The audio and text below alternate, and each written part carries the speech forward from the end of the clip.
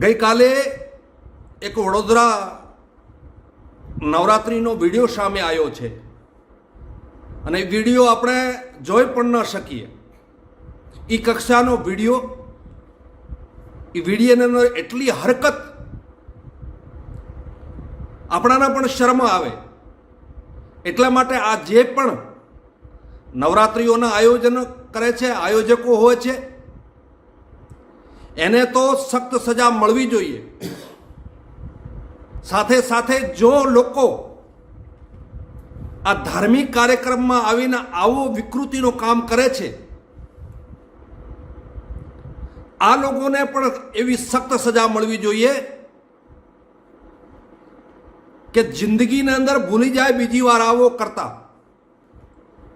આ સનાતન પરંપરા છે, કોની બાપની જાગીર નથી કે ધર્મની અંદર ગમે તે તમે આવીને કરી શકો.